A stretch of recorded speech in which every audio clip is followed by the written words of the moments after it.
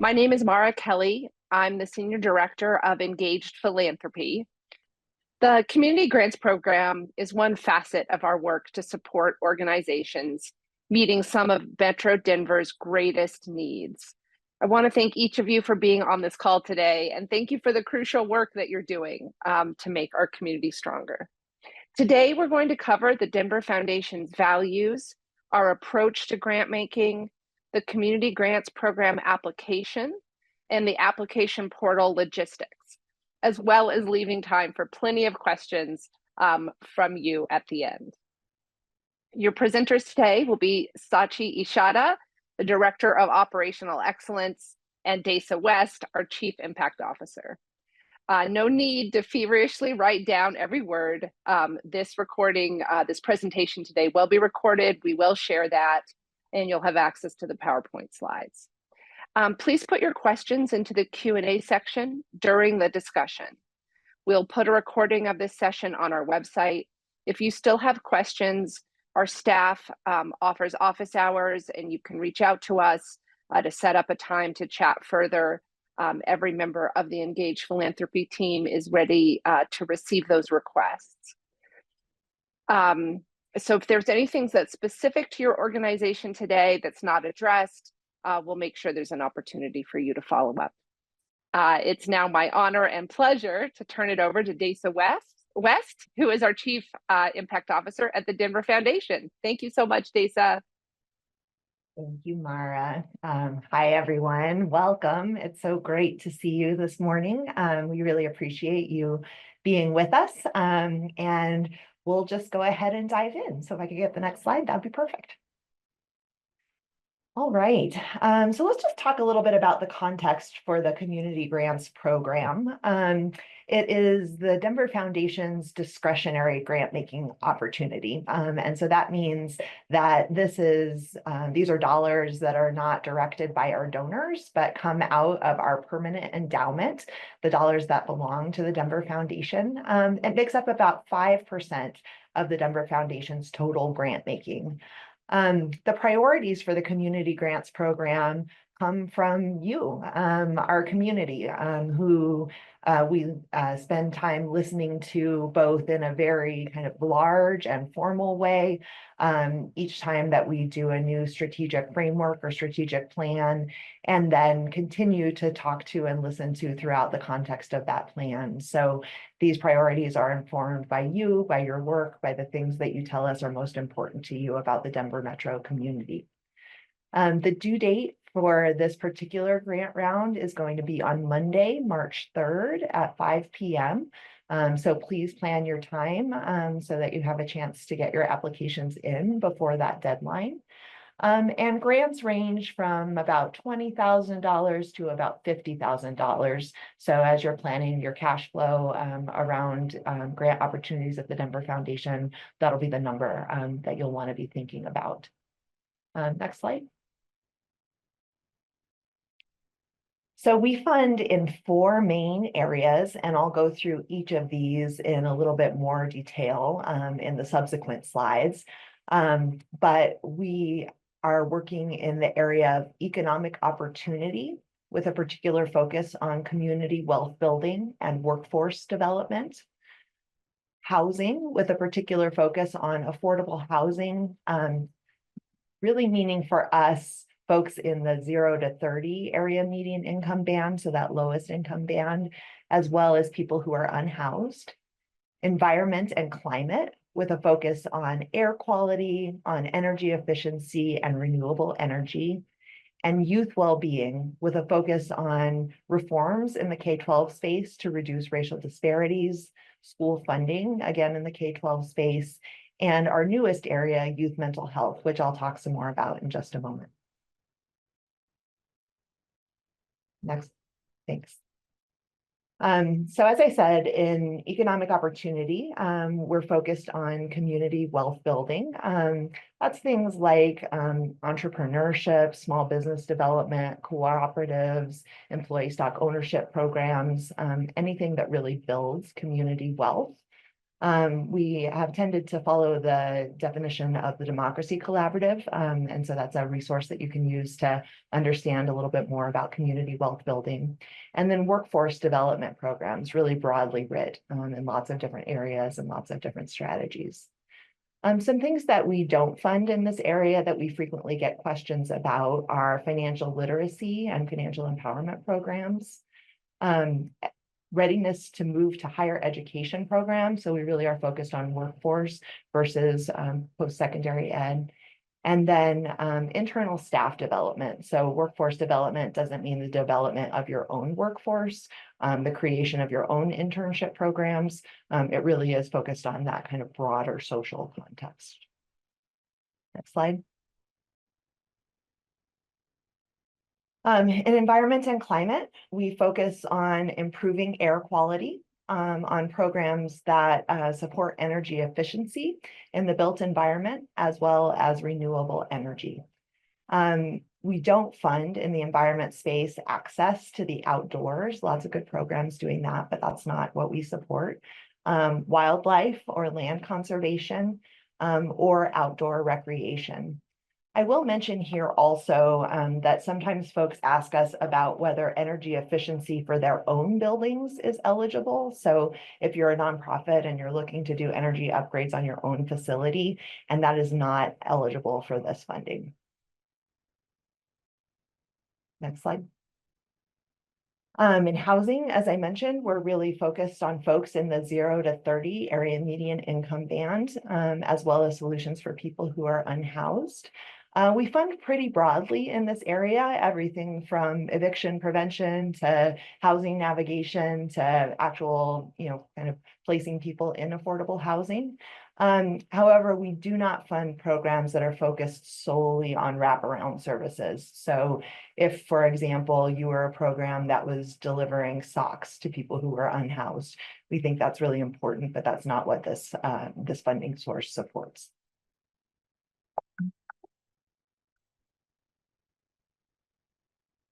And then youth well-being will have 2 slides in this presentation. The first is really on what we have been funding for since the start of our strategic framework. One of those areas are reforms in the K-12 space that reduce disparities for students of color. So you might think about, for example, school to prison pipeline work. We see a lot of that in this area. School funding is another area that we support in youth well-being. Important to note, we don't work in the early childhood space. So early childhood is not part of this funding priority, nor are private school education programs. We do support charter schools, but not private schools. And then our newest area is focused on youth mental health. And I'm going to talk a little bit more about this one just because it will not be familiar to anyone on this call. So this is something that our board of trustees took a look at as we hit kind of the midpoint of our strategic framework. This last year, they were really looking at what are those areas that we might not be funding in that our community is telling us are really crucial. Are there any areas we are funding in that are not being as effective? And youth mental health really rose to the top from conversations that we were having with all of you, with other partners, other philanthropies. And so we spent a pretty significant amount of time over the summer and the fall really looking into what we wanted to do for youth mental health. We talked to direct service providers, we talked to policy folks, we talked to philanthropy, we had 5 listening sessions in partnership with some great nonprofit organizations to talk directly with youth. And that really informed the way that we decided to approach this youth mental health area. So first, we are going to be focused in the K-12 space. As I mentioned in the previous slide, that's really where we have been with our other youth well-being work. And so we thought it was important to be consistent. We're looking for things that are directly tied to mental health interventions. And so, for example, you might say gardening is really good for people's mental health. So a gardening program would fit, but that actually isn't what we're talking about. We're talking about things that have a more direct tie to mental health. We are very interested in funding everything along the continuum of prevention to intervention. We want to fund things that are happening both in schools and in out of school time in the community. We're interested in hearing from you about both evidence-based and community-driven solutions. And we're interested in supporting those areas that are directly impacting youth. There are a lot of good programs that are doing work with parents or a whole family approach. And that's not the area that we're going to be funding in. We'll be funding things that directly touch the youth. Also, you'll notice I'm using mental health. We do fund programs that do the range of behavioral health services, but we don't fund programs that are solely focused on substance misuse. So that wouldn't be a fit for this funding source. So what makes you a great fit for the community grants program? What does eligibility look like? So one consideration that we have is that you fit into one or more of the priority areas that I just described.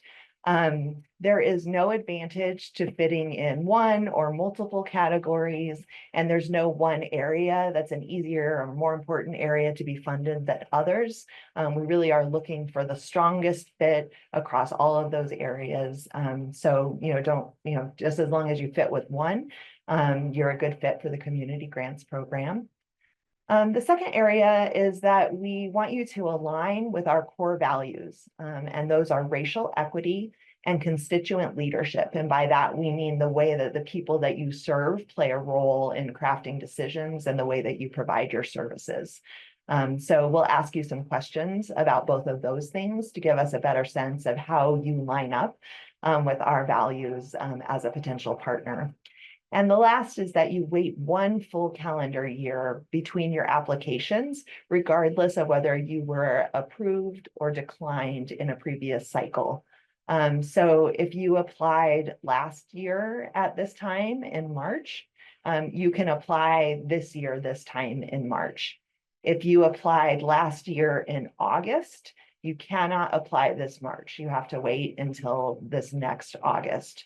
So just be aware of that. That sometimes trips people up, and we wouldn't want you to put in the extra work to submit an application that we aren't able to consider at this time.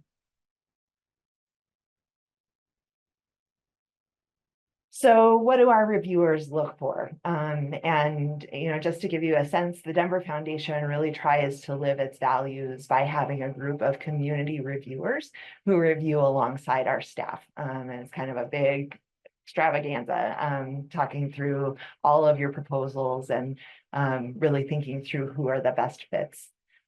We look for three things. The first is the piece that I just mentioned, which is that we want you to be aligned with our core values. We really want all of our partners to share those values. And so we'll be looking at your answers to the racial equity and constituent leadership questions as a very important consideration. So don't jump over those. They're really central to our review.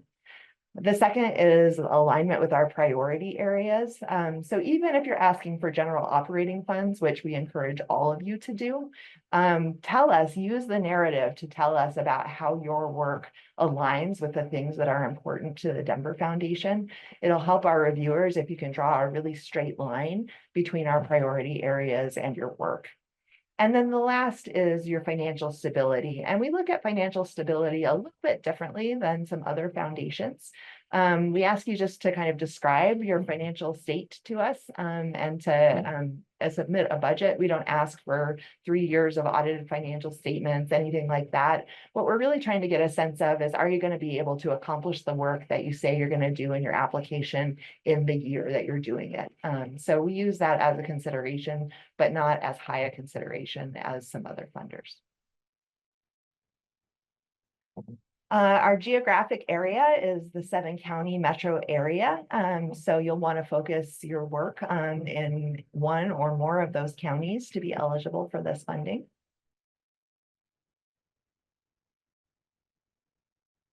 And just a couple of other questions that we get a lot that I just want to answer up front. You know, what do you fund? Do you fund direct service programs? Do you fund advocacy? Do you fund community organizing? The answer is yes. We fund all of those things. We're excited to see proposals in all of those areas. So please submit regardless of the type of work that you're doing if you fit into one of our funding areas and align with our core values. Will you accept applications with other funds at the Denver Foundation if you also have gotten a grant from CGP? Absolutely. We want you to be able to get as much support from the Denver Foundation as possible.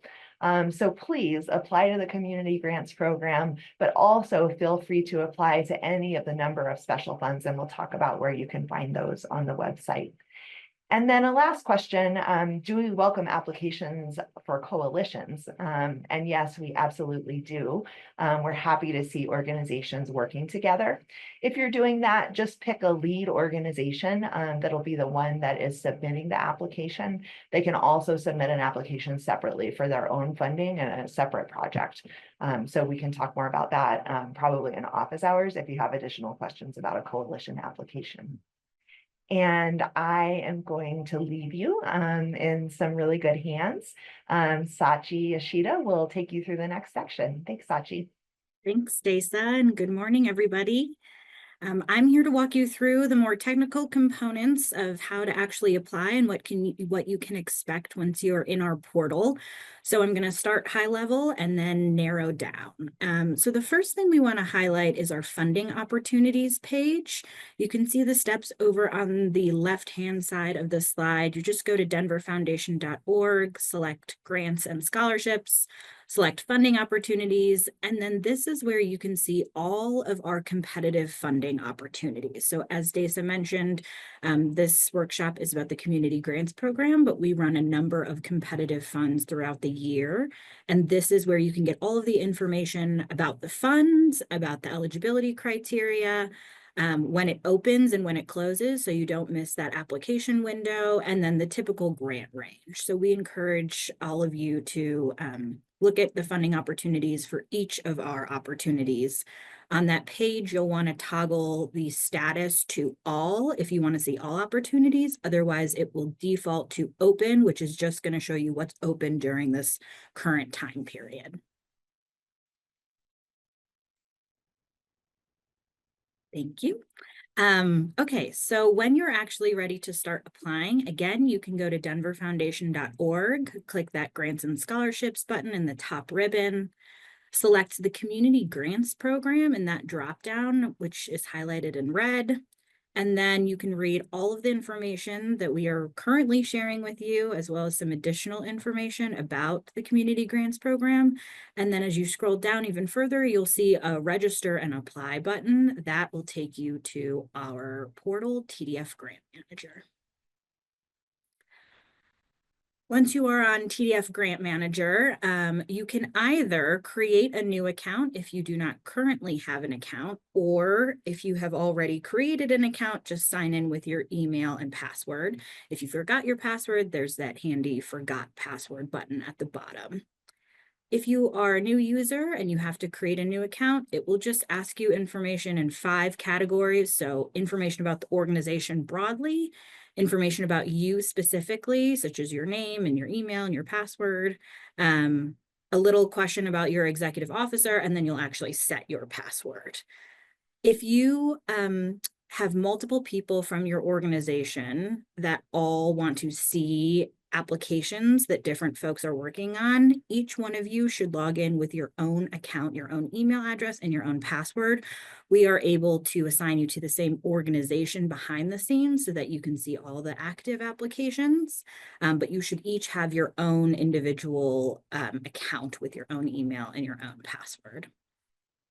Grant writer, sorry, if you can go back real quick. Thank you. Grant writers are more than welcome to submit applications and support organizations in submitting applications, there is a whole feature within TDF Grant Manager called the Collaborator feature, and there's more information about that on our website if you have any questions. Everyone can view submitted applications on behalf of an organization, and you can start applying right away if you're ready, or there is a preview option if you just want to go ahead and look at the questions, but we're also about to review the questions here. Okay, thanks. So once you log in, this is what your homepage will look like. The apply button highlighted in red at the top is what you will want to click on to see all open opportunities. This is a screenshot of exactly what you'll see for the Community Grants Program Cycle 1 2025. You can see that we are accepting applications already opened on January 15th and then closing on March 3rd. You will also see to the left that this integrates with Google Translate. So if you wish to translate everything on this page and any page within TDF Grant Manager, you can just select your own language there. Please note that if you are applying for Strengthening Neighborhoods, that is in a different portal. You'll find more information about that on our website, but this portal, TDF Grant Manager, will have all of our other open opportunities besides Strengthening Neighborhoods. Okay, so what are the questions on the actual application? There are a couple different categories. So this first category, the first two categories are organization information and financials. So we'll ask you about your organization name. We'll ask you to confirm your US section code, which is just a reminder that you need to be a 501c3 to apply for the Community Grants Program.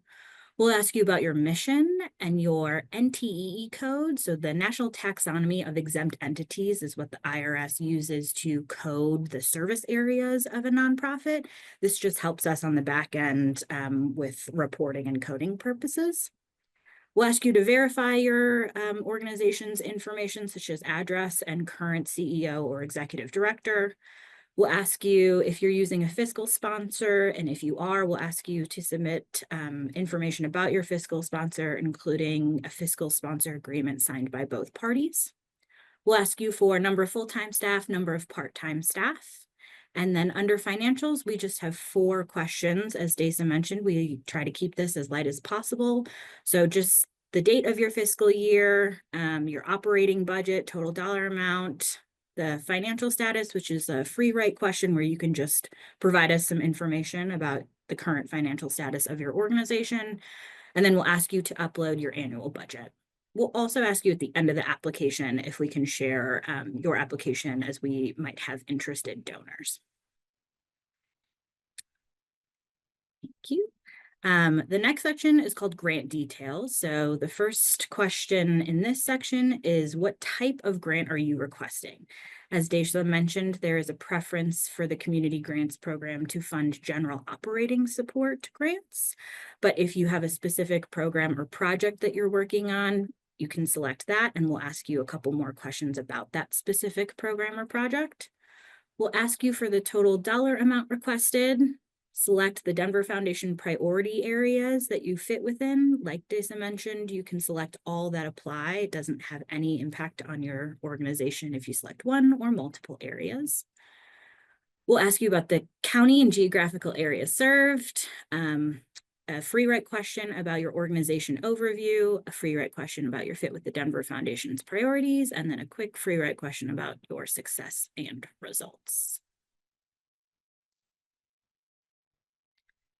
So that are the first 3 sections of the application. The last section is called the Denver Foundation's core values. So there are 4 questions in this section. The first one is just a data point collection. So the percentage of clients / community that you serve who identify as people of color.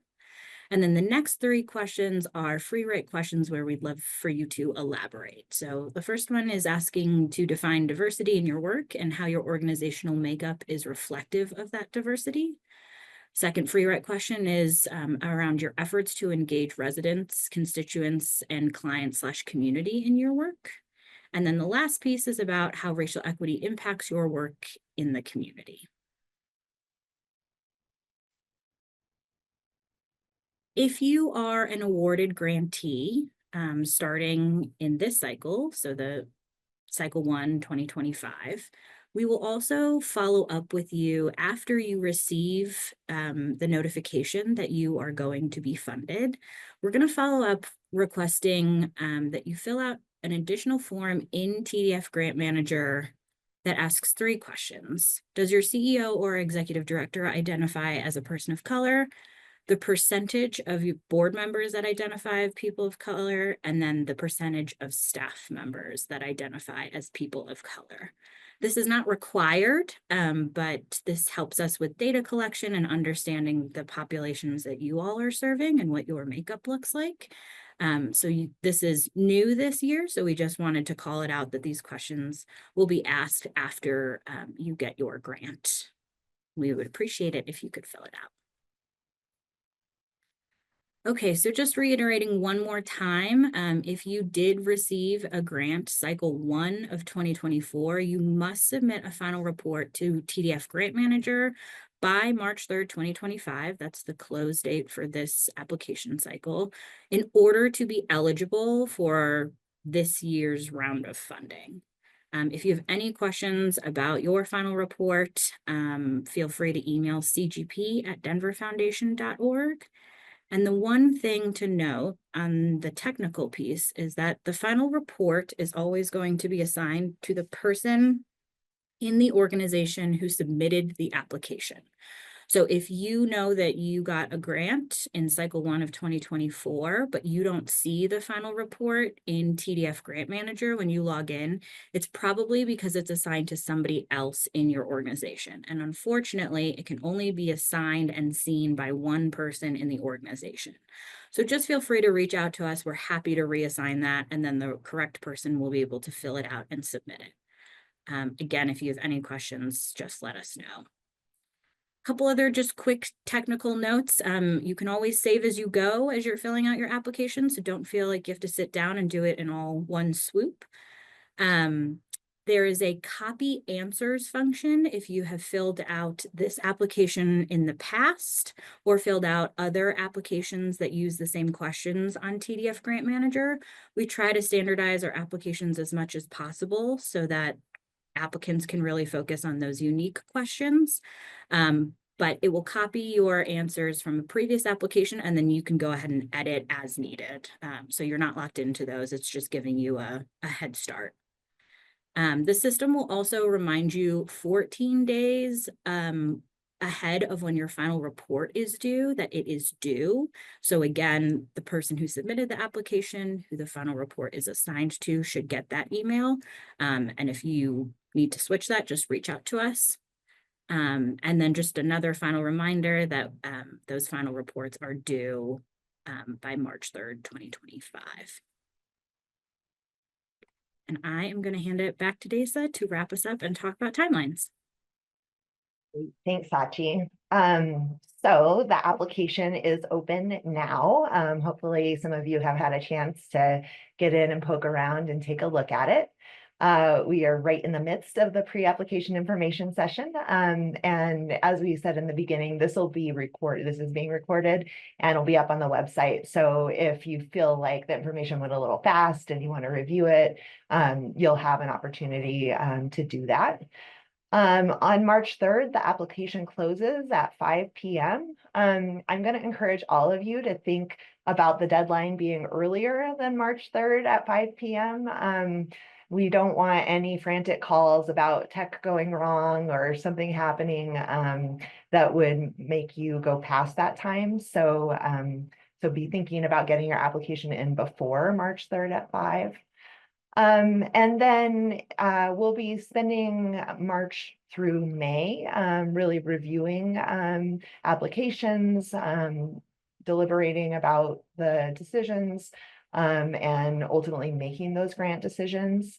It'll take a couple weeks just to do some technical stuff on the back end, and then you'll be notified in June. So this is just who we all are. You've seen all three of us on the screen today.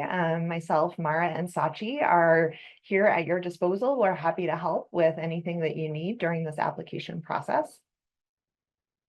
And this is the rest of our Engaged Philanthropy team. Zach Clapper, who's our Director of Engaged Philanthropy. He focuses in the housing and homelessness area, as well as youth well-being. Andrea Schultz is our Senior Engaged Philanthropy Officer. She supports economic opportunity and environment and climate. Julie Schwartz is an Engaged Philanthropy Officer supporting economic opportunity and youth well-being. Colin Hugh is supporting, hold on, the chat just covered that up, economic opportunity and youth well-being. And Christine Snyder is our Assistant Engaged Philanthropy Officer supporting environment and climate and housing and homelessness. So those will be the right people for you to reach out to about specific questions in specific areas. I will say we're a pretty cross-functional team, so there's no real wrong door. Any of the three folks that I showed you on the previous slide and any of these 5 folks on this slide should all be able to help you with questions that you have about the Community Grants Program. This is just emails so that when we send you this presentation, you can easily access us and just have a quick link to go to. If you have general questions or you just don't know who to reach out to, feel free to go to the CGP at denverfoundation.org and we'll get you to the right place. And now we're on to your questions. Thank you so much, Desa and Sachi. A wonderful overview of the Community Grants Program here. And now it's time to get to your questions. So we've been tracking those in the Q&A section. That's where you can go to leave a question. I'm going to go ahead and kick us right off. The first question is under the youth well-being issue area. And the question is, this will be for you, Desa. What is the age range for the youth mental health grant? For example, if we serve youth 12 to 24 years old, does this preclude us from applying, or do we only need to can we only serve youth up to 18 years old? So what is the age range requirements? The grant supports K through 12. So if you're serving youth in that range, so 12 to 18, you would be eligible for this funding. Great, thank you. The next question is also under youth well-being. What about students with disabilities and physical health needs? Would this type of project be eligible for funding? So there's 3 things that are eligible for funding in the Community Grants Program. One is education reforms as they relate to racial equity. So really reducing the racial disparities in the school system overall. That's really a systems change objective area. The second is around school funding. And really the formulas and policies that support funding coming to schools, as well as direct support for schools. We funded some school foundations. And then the third area is youth well-being. So for all of those, there will be youth with disabilities who are impacted. And if you're doing work in any of those areas, also with youth with disabilities, we would welcome an application. Thank you. The next question I have is under the environmental priority area. Within the environmental space, do you fund advocacy work if it is 501c3 as opposed to 501c4 eligible work? Yes. Yes, indeed. The next question under the environment is, in the environmental priority, would tracking asthma rates be an area of interest? We're focused on air quality, and asthma is certainly one outcome of poor air quality. And so, I think, as it relates to work that you might be doing to improve air quality, to improve those rates, we would definitely want to see that.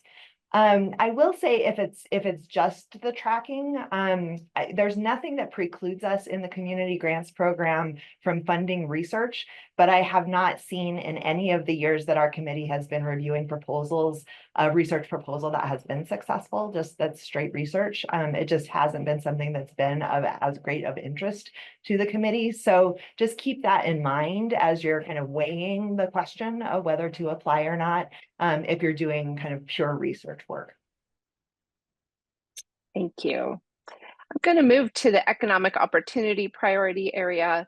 The first question is, would that include internship programs that upskill the community? As long as it's not an internship program that's really building your staff. If the purpose of the internship program is just to extend your staff capacity, that's not enough for the community grants program to support it. If it's a real full internship program that's helping build skills, helping move people into jobs, right? We would just want to see that pathway really fully described. But certainly internship programs have been a part of our economic opportunity portfolio. Thank you. And Desa, can you elaborate on what you mean by entrepreneurship? This is a question that came in under economic opportunity. Sure. Opportunities for people to, for example, build their own business. So maybe somebody makes soap and they want to monetize that in a way that helps to build their personal wealth. It might be something that helps give them some business skills, some connections in the entrepreneurial universe. So, think about those opportunities for people to really take something and make it profitable to help support their own wealth building efforts. Wonderful. And also under economic opportunity, do you fund workforce development in early childhood, even if early childhood is not a priority area? Great question. Yes, we do. We have funded in that area in the past. Great. Okay, I'm going to move us back up to the environment. And this question is, are libraries eligible under the environment climate priority area? I don't know the answer to that. Sachi, can you come on and talk about whether libraries are eligible? I think it would depend on what you're working on, but this feels like maybe an office hours question. Thank you so much. Moving back to the youth well-being, and we have a lot of questions under youth well-being as that's our newest area. This next question is, when you ask about systematic improvements, are you specifically seeking programs with studies that prove the outcomes? No, when I think about systemic improvements, I think about things that your community has seen in schools that are causing disparities. So maybe it's about the way that people handle conflict, maybe it's about the path to literacy, maybe it's about any number of outcomes where you're seeing racial disparities show up in your schools, and that your community thinks there's a systems fix to be had, so that there's something that can happen differently in the schools that will help make sure that that disparity is addressed and diminished. And so those are the kinds of programs that we're looking for in that area, are something that really is about kind of tackling a root cause of an issue and really trying to make the opportunity more equal for everyone in that school environment. Thank you. This question's also for Desa. Can you expand upon directly tied to mental health in the youth well-being category? Are you looking for research demonstration of an activity's impact on mental health? As you gave the example of gardening is not directly connected to mental health. I think it's that there's a specific mental health focus, so that you're really talking about mental health. It's not just that you're making people feel good, right? It's that you're directly focused on those mental health outcomes for students. That's the primary focus of the program. It does not need to be an evidence-based program. So I really want to emphasize that. We know that many much culturally relevant programming just hasn't had the kind of support to be evidence-based, or it's just not necessary, that it really is serving the community. So don't feel like there has to be a deep research component to your proposal. We just really want to see that direct tie to working on mental health. Thank you. And when you say that you do not fund internal staff development, does that mean that if we're looking for funds for training staff on a new mental health program that we want to launch, would that fit or not be eligible? I probably wouldn't apply for training for my staff. I would apply for the actual program that you would be delivering to the youth.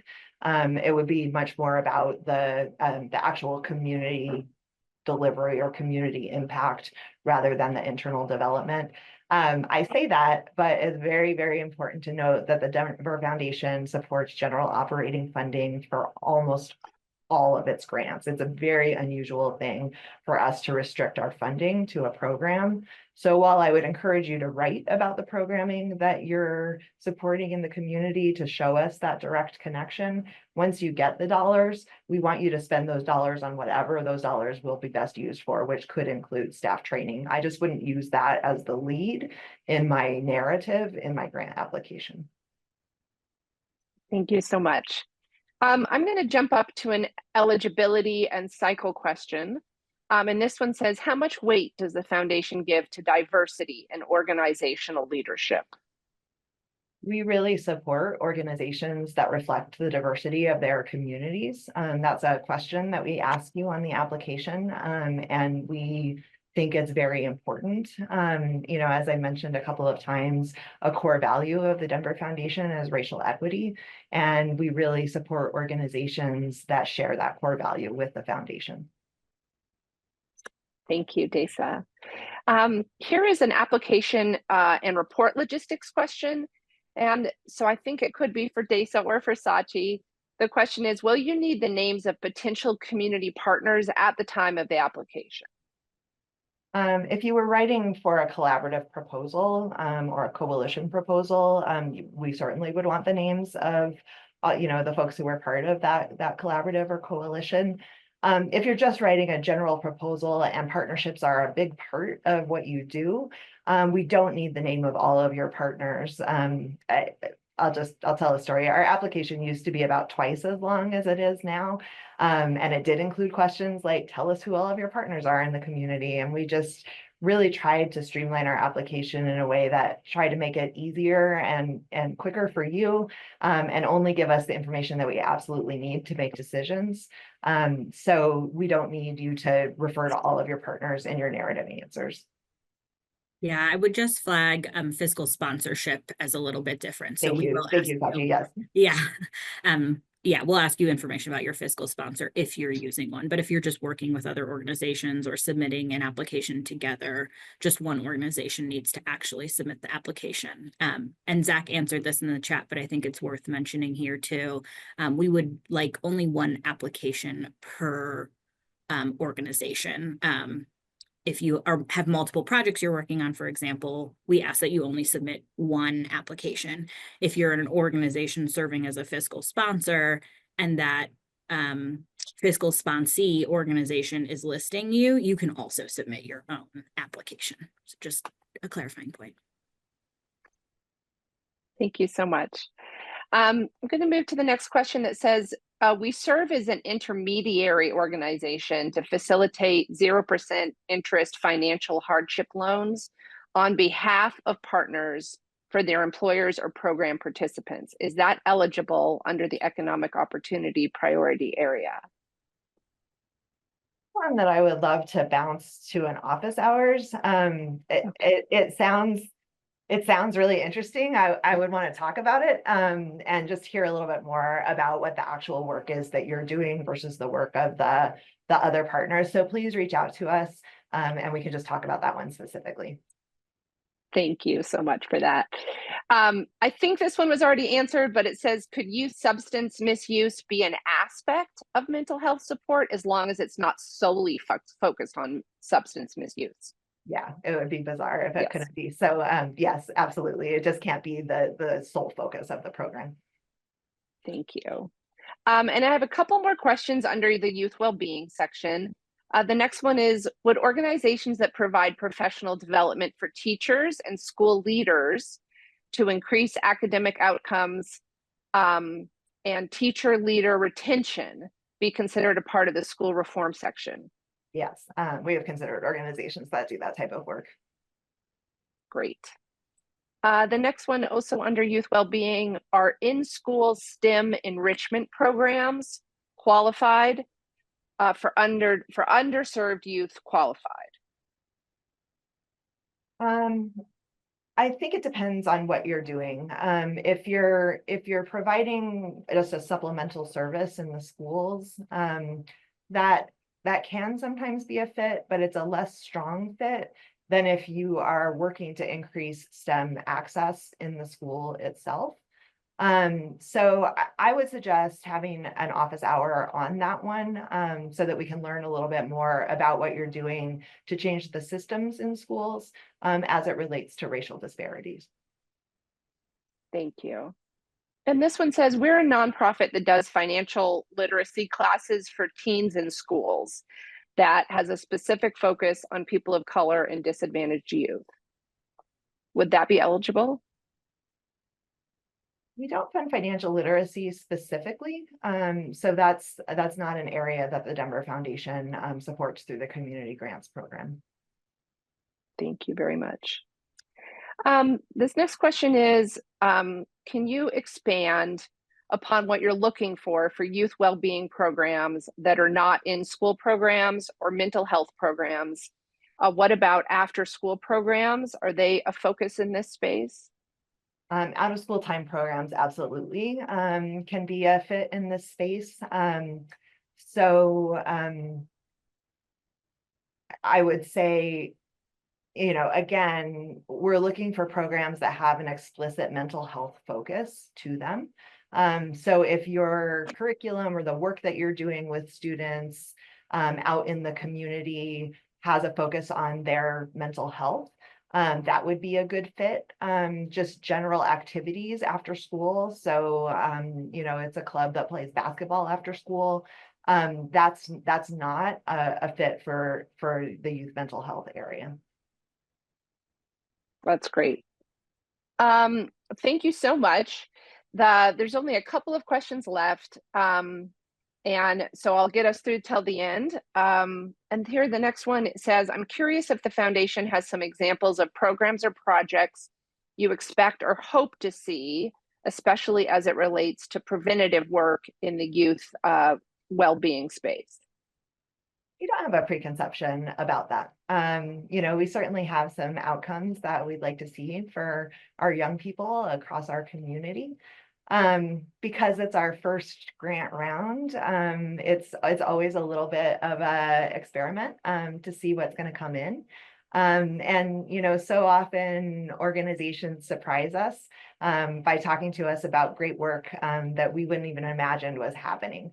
So we're really trying to go into this grant round feeling really open to see what our community brings forward. And I imagine as we are more practiced at doing youth mental health, we'll be able to share with you examples of things that we have funded, but we really try not to go in with a kind of preconception. Thank you so much. And we have one last question that looks like it's come in. I think you just answered this one here. So I'm going to go ahead and wrap up the Q&A portion for today. If you didn't get your question answered, or you have a question that still comes to your mind, as Desa and Sachi have both mentioned, please email us at the CGP at Denver Foundation email address, reach out to our team, and we're happy to set up direct time to meet with you and your organizational staff to help support your process of applying for the CGP program.